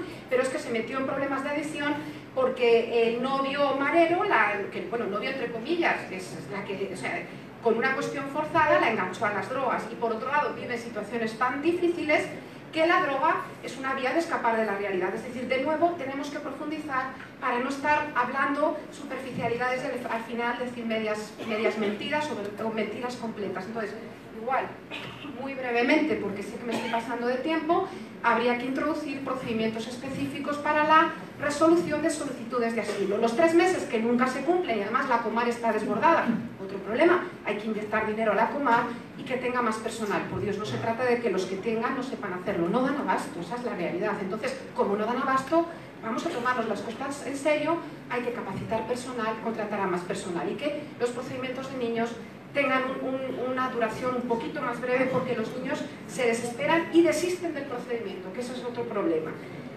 Y luego, en fin, hay otra cuestión que yo también muy vi claramente cuando estuve al frente del albergue: todas las instituciones por separado tienen muy claras sus competencias, pero cuando uno empieza a juntar todas las piezas del puzzle no encajan. ¿Qué es lo que está fallando de nuevo? La coordinación interinstitucional, porque es que no están las piezas articuladas. Voy a poner un ejemplo que a nosotros nos pasaba muy claramente. La ley de asilo dice que las personas no pueden abandonar la entidad federativa donde se inició el procedimiento. Nosotros, en el caso de los niños que atendíamos, el procedimiento se estaba iniciando en Tenosique.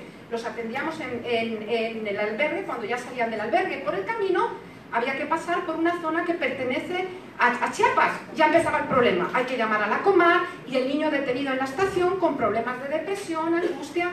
Es decir, al final las piezas hay que de nuevo articularlas y que el puzzle funcione completamente. Y otra última cuestión, la cuestión de los medios de comunicación social. Hay que hacer muchísima capacitación para que no se reproduzcan estereotipos, porque hay una cuestión bien de una vulnerabilidad que nunca se habla de los migrantes. Los migrantes, yo también, no tengo derecho al voto. Eso es así en casi todo el mundo, o sea, no me estoy quejando, eso es así. Porque la realidad es que las personas extranjeras y los nacionales no tienen los mismos derechos, eso es una realidad, nos guste no. Que tengamos la mayoría de los derechos, de acuerdo, pero no todos. La exclusión del derecho del voto está produciendo, que es legítima por otro lado, pero está produciendo en aquellos contextos donde de golpe se está recibiendo muchísimos migrantes, están produciendo una radicalización del voto en contra del migrante, justo el que no puede votar. Entonces eso también hay que ponerlo en la palestra, porque eso también explica cosas que están pasando ahora en Europa. En Europa se está uniendo a la extrema derecha, a la extrema izquierda, es decir, lo que nunca podríamos pensar. ¿Cómo? ¿Y por qué se une? En el interés común, miedo al migrante. Entonces, también estas cosas hay que reflexionarlas y no se trata de que la sociedad de acogida sea mala onda. No se trata de eso, son cuestiones muy profundas que hay que tratarlas con la misma profundidad. Gracias.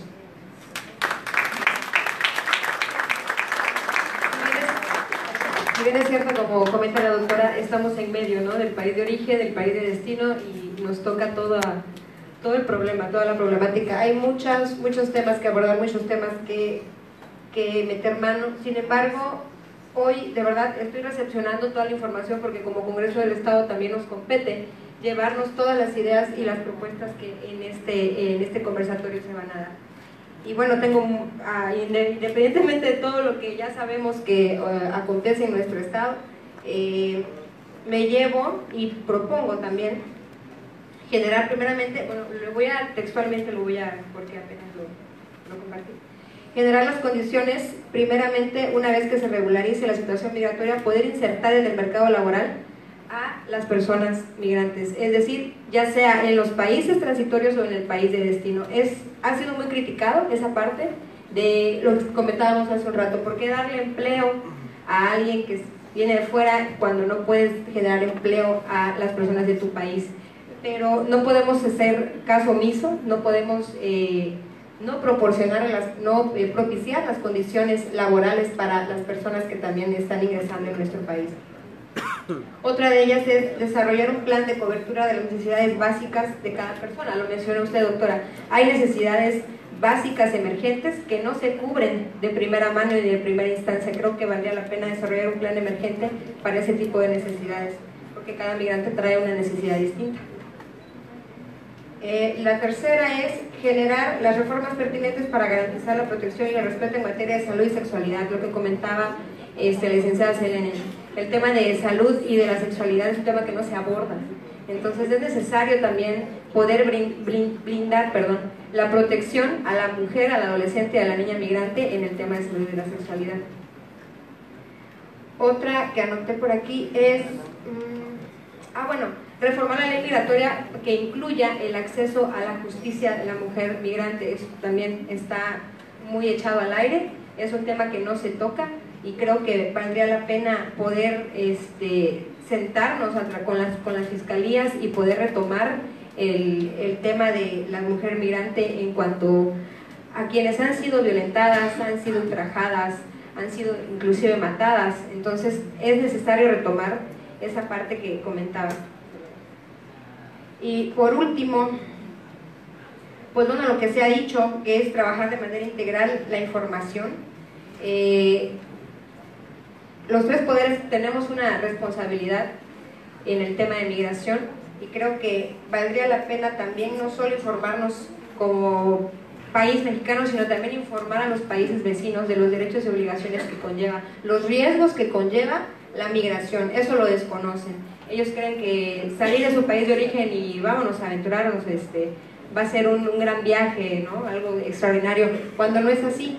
Tuve la oportunidad de poder visitar la estación migratoria en Tapachula. Agradezco también a la delegada federal en Chiapas, la licenciada Yadira de los Santos, y fue un recorrido de verdad que me nutrió mucho en información, porque ellos tienen de manera muy organizada la atención que brindan a los y las migrantes. Tienen sus espacios conforme a la mujer, los niños, que hay, inclusive me comentaba que había un área en donde es nueva. Siempre se cree que los niños van con la mamá, con la tía, con la abuelita, pero no tienen un área destinada para los hombres con niños. Entonces hay una falta ahí también de recurso económico, como se comentaba hace un momento. Hay una falta también de protocolos emergentes que no se han implementado. Sin embargo, coincido con que tenemos que hacer una coordinación integral, los tres poderes y también los países vecinos, para poder generar las políticas públicas pertinentes y no dejar de lado los derechos humanos de las y los migrantes, y obviamente no violentar sus derechos y sus necesidades. Creo que sería todo.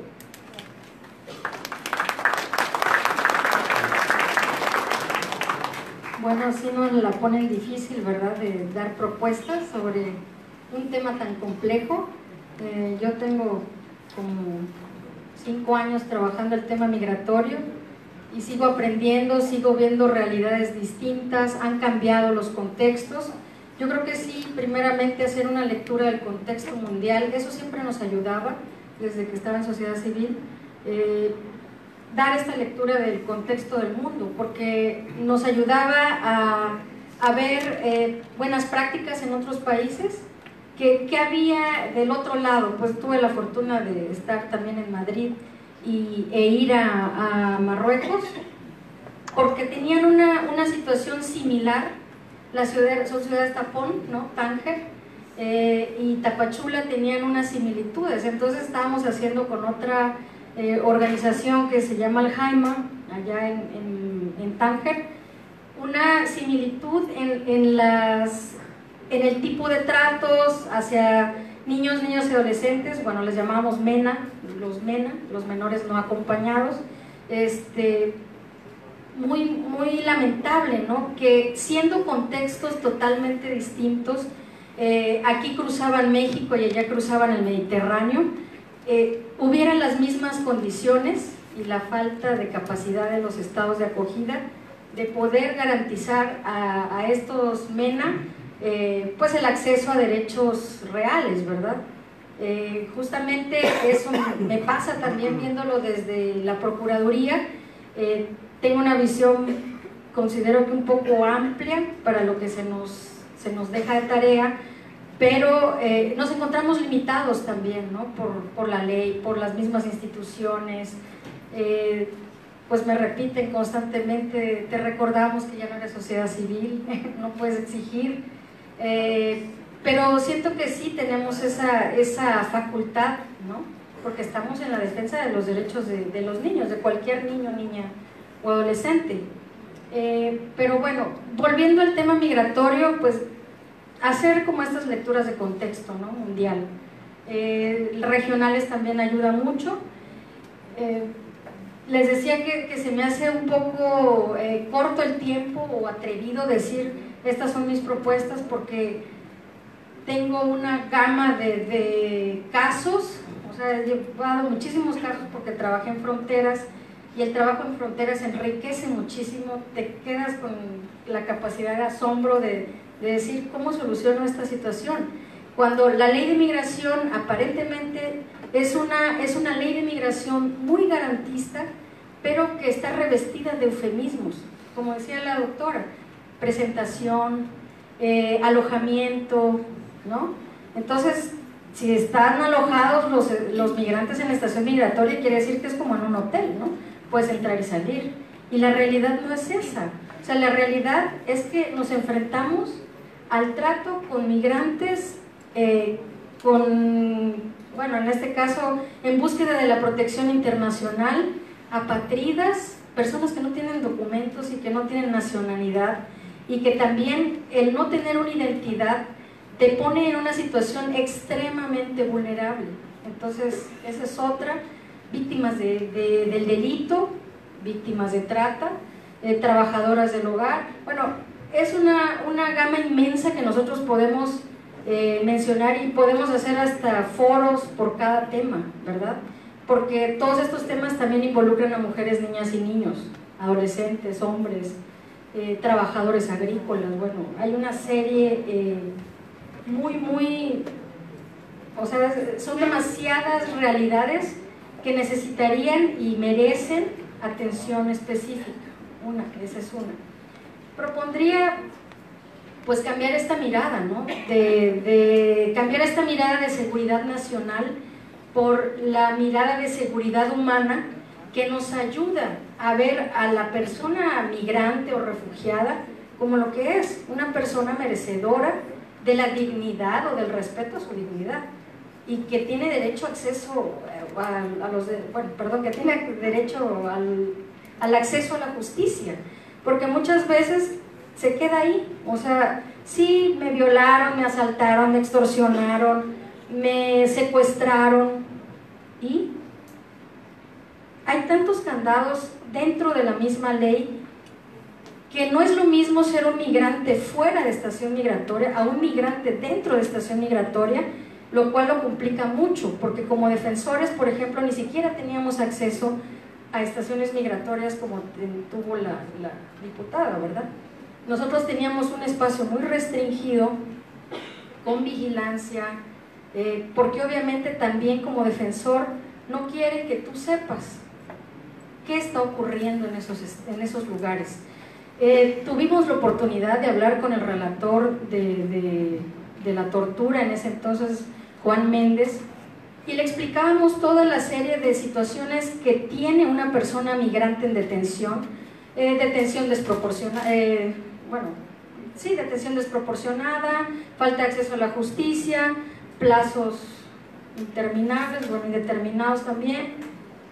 Y él decía que la simple situación de detención migratoria configuraba un acto de tortura, ¿no? Entonces era bastante sorprendente, nos ayudó muchísimo para argumentar en juicios de nulidad o en amparos que pudieran pronunciarse los jueces. Los jueces meramente legalistas no hacen alusión, invocan el principio de convencionalidad, pero no aterrizan, o sea, se van hacia lo legal, hacia lo que está.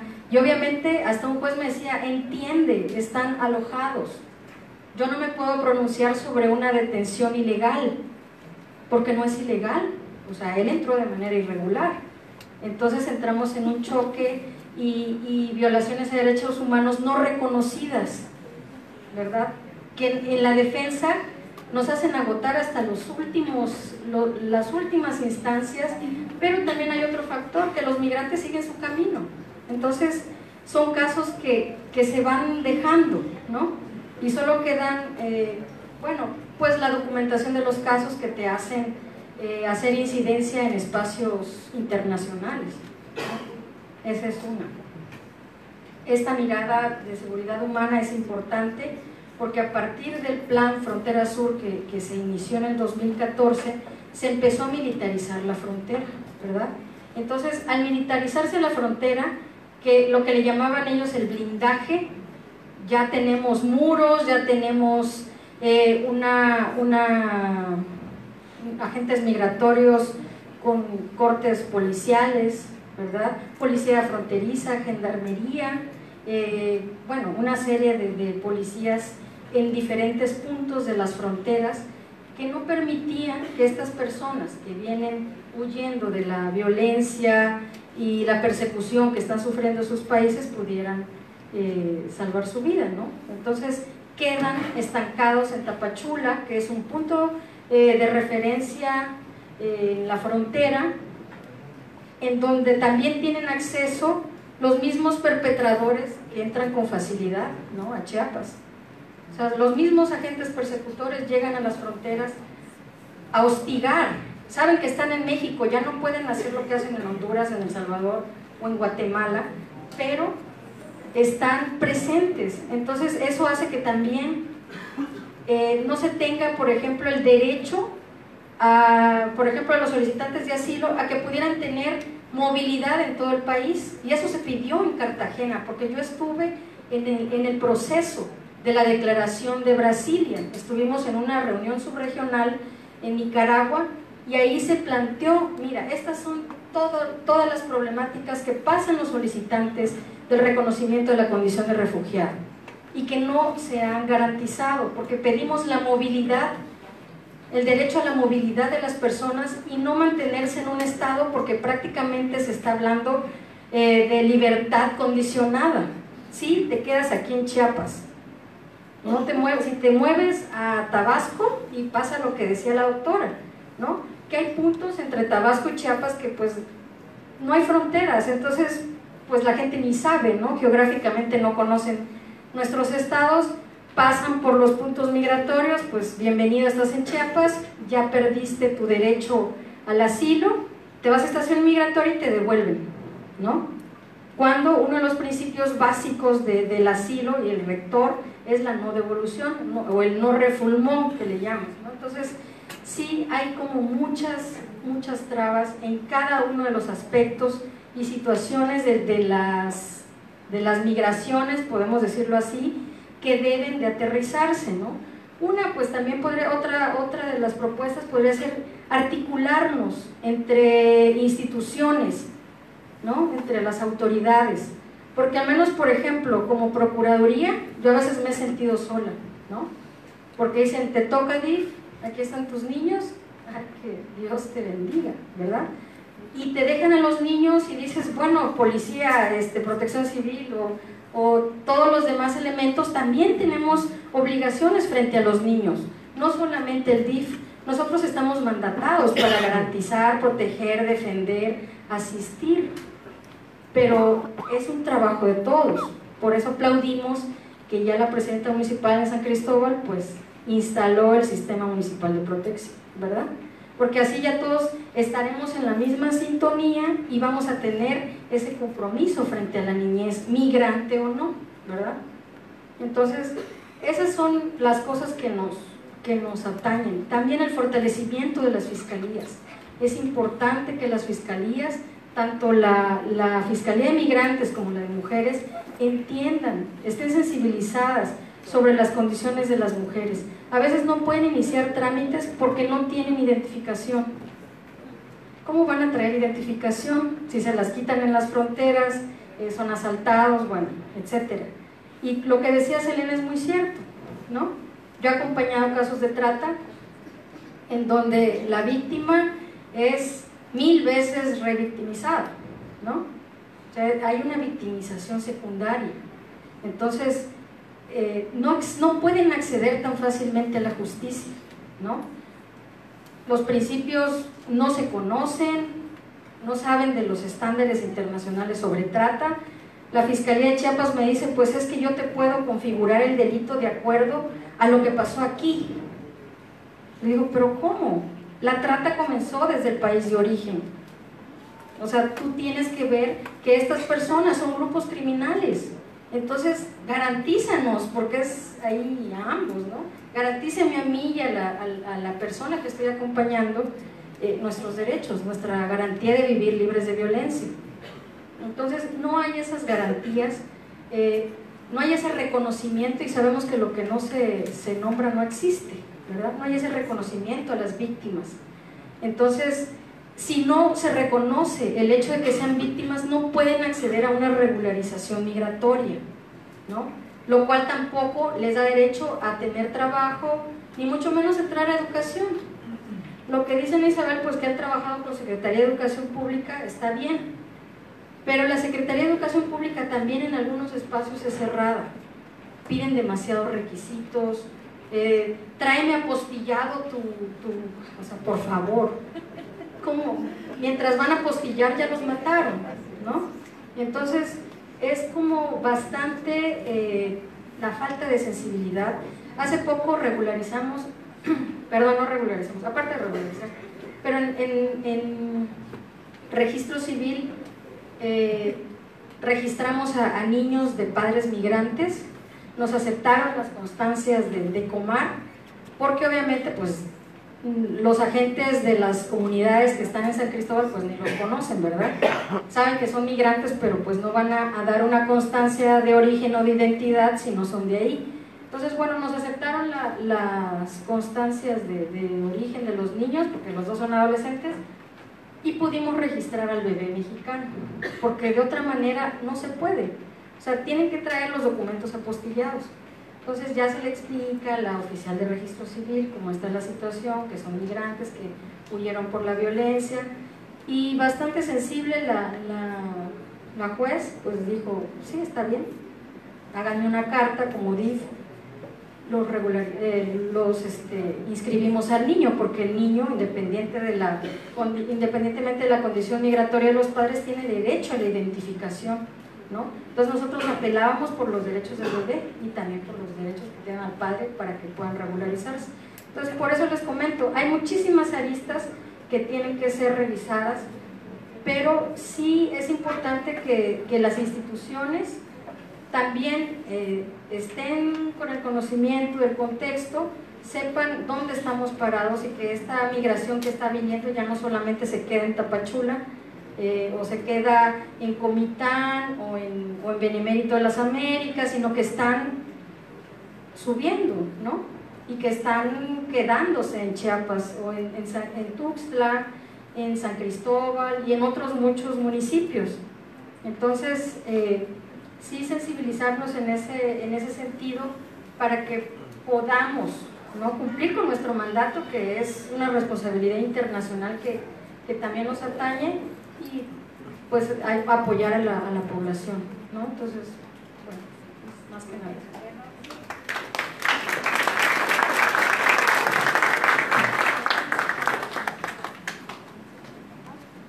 Bueno, les agradecemos mucho a nuestras participantes. Ahora tenemos un espacio para 2 preguntas del público. Si tienen alguna, les vamos a agradecer.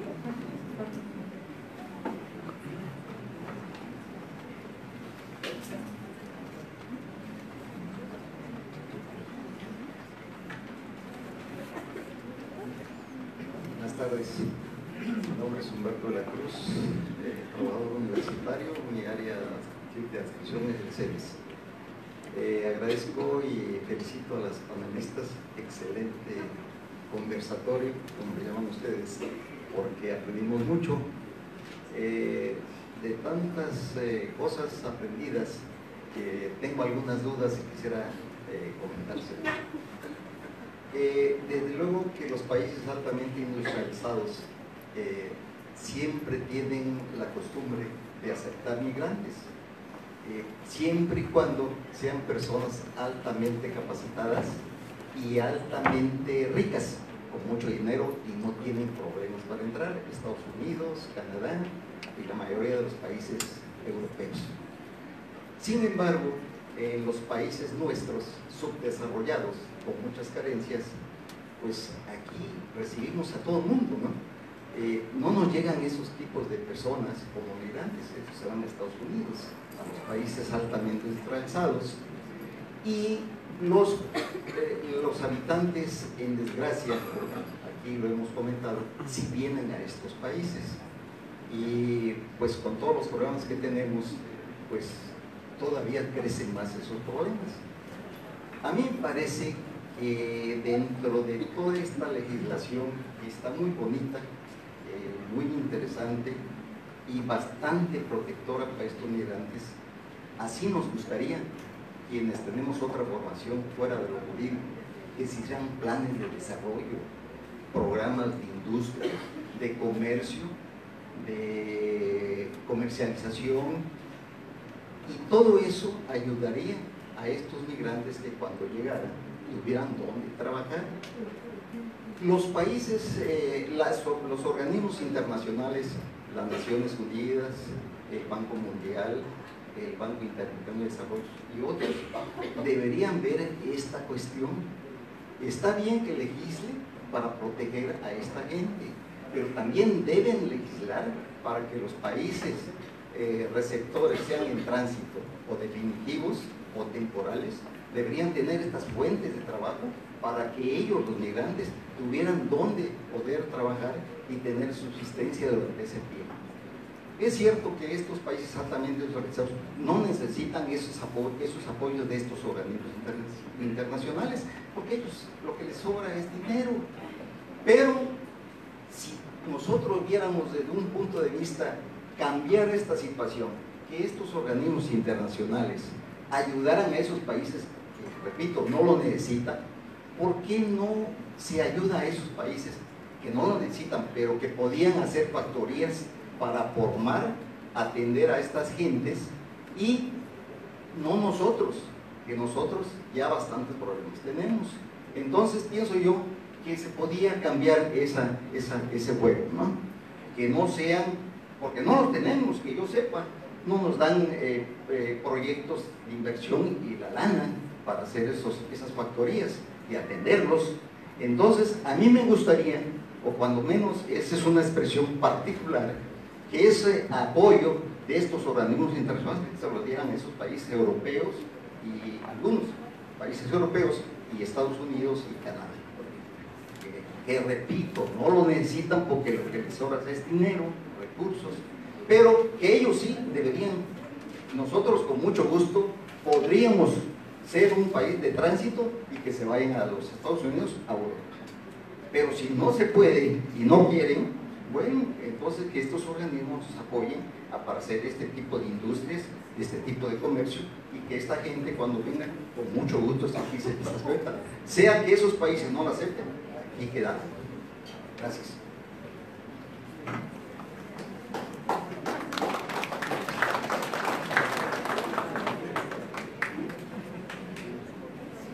Muchas gracias. Bueno, voy a tratar de contestar dentro del contexto de Naciones Unidas. Bueno, primero, como había mencionado, Naciones Unidas trabaja por medio de diferentes agencias. Cada agencia tiene su mandato. Si ACNUR trabaja dentro del mandato de solicitantes de asilo y refugiados, pues está el Programa de Naciones Unidas para el Desarrollo, que trabaja en beneficio de las comunidades locales para su crecimiento económico y su desarrollo humano, y se enfoca principalmente en aquellos países que tienen mayores necesidades. En México tenemos una operación grande que tiene presencia en algunas ciudades del país y da ese apoyo. Ahora, ¿qué pasa con...?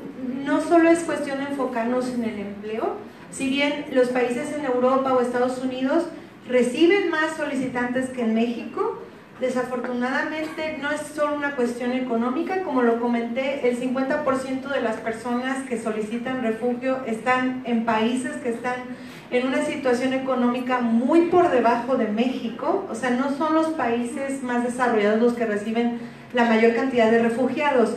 En el caso de México, hay un programa de integración en la ciudad de Saltillo y en la ciudad de Guadalajara, precisamente porque hay crecimiento económico mayor y la tasa de desempleo en Saltillo es una de las más bajas a nivel nacional. Entonces ahí hay mucha industria y se ha dado la oportunidad que las personas refugiadas y solicitantes